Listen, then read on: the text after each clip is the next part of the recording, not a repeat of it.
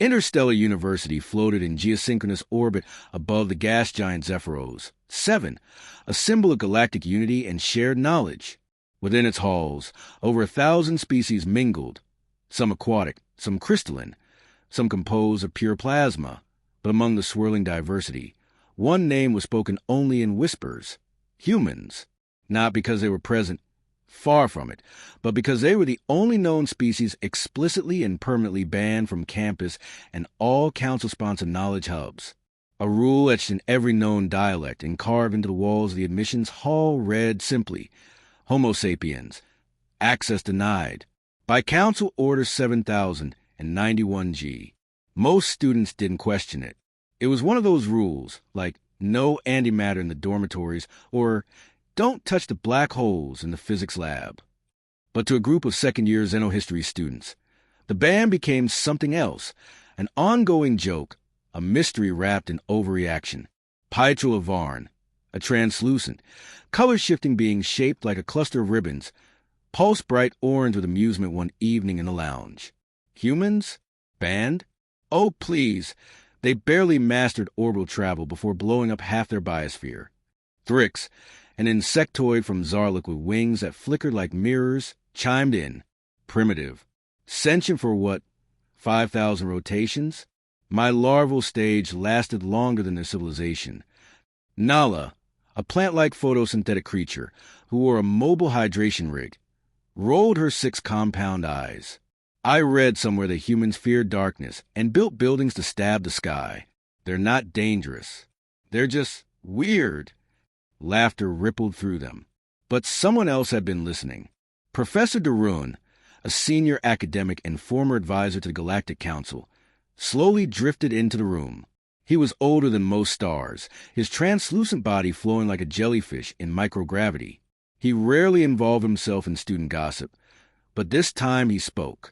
If you believe humans are not dangerous, he said in a tone so calm it felt like a vacuum, then perhaps you are ready to see what the council saw.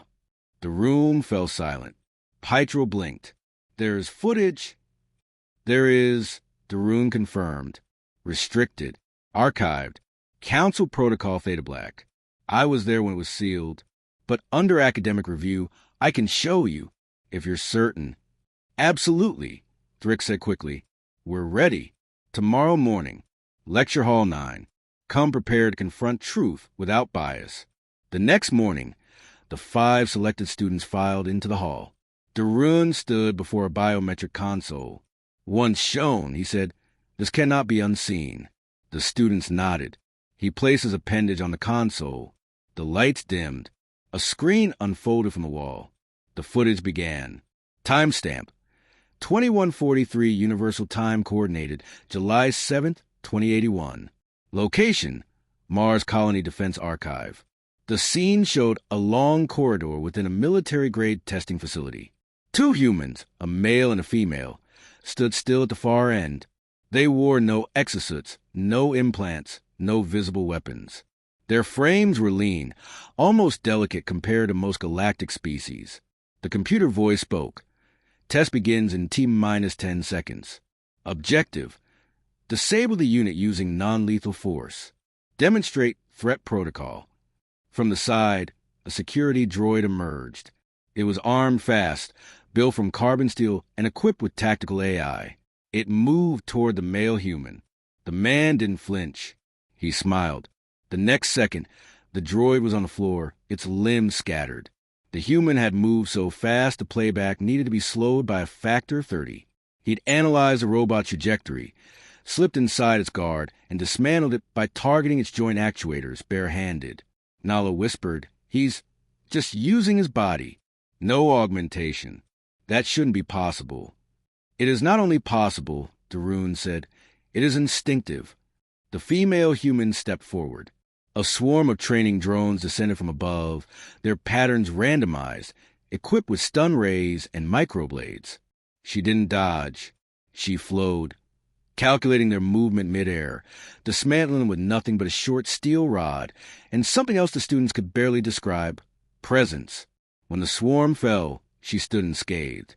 Fricks hissed. They trained for this. Surely this isn't natural. Natural?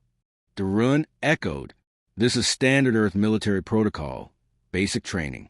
These are not special humans. These are average. The students looked stunned, but Darun wasn't finished. He loaded another file. Date, March 15th, 2097. Location, Council Emergency Channel. The footage began with a panicked broadcast from the outer rim of the Threxian Empire. A spatial anomaly, the Singularity Rift, was swallowing entire fleets. Time and matter twisted inside it. No species had returned from intact. No one dared approach, until a lone human vessel did. An outdated Earth cruiser. Small, lightly armed. Crew of 9. It entered the rift.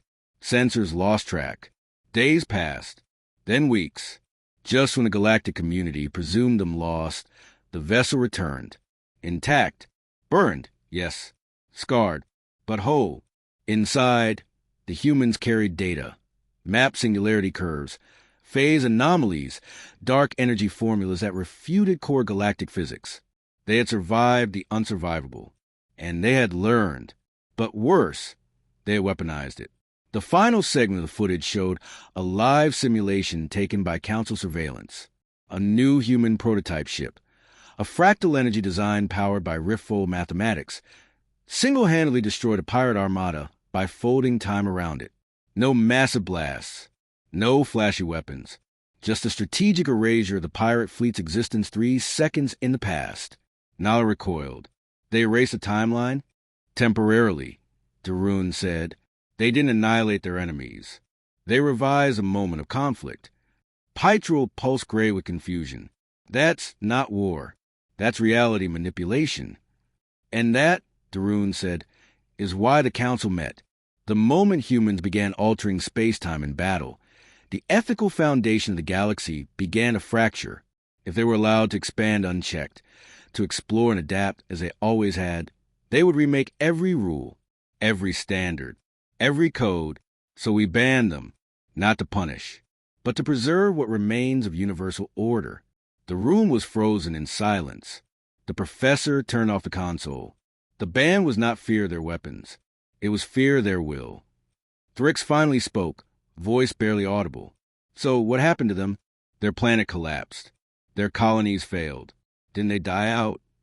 Darun gave a long, unreadable look. That's what we told ourselves. That's what the official records say. But he opened one last file. A transmission. No origin. No coordinates. Just a message. No visual. Only audio, voice in multiple galactic tongues. We are still here, watching, learning, preparing. When the stars forget fear, we will return. The screen went black. The students sat there, breaths held, thoughts racing. Pytral pulsed white with dread. We laughed at them, mocked them, because we thought being banned meant they were weak. But they were strong, whispered Nala. Too strong to fit inside the rules. No, said Darun softly. They were not strong. They were inevitable. And with that, he left the hall. Behind him, 5 alien students sat in stunned silence, the mocking jokes about humans gone forever.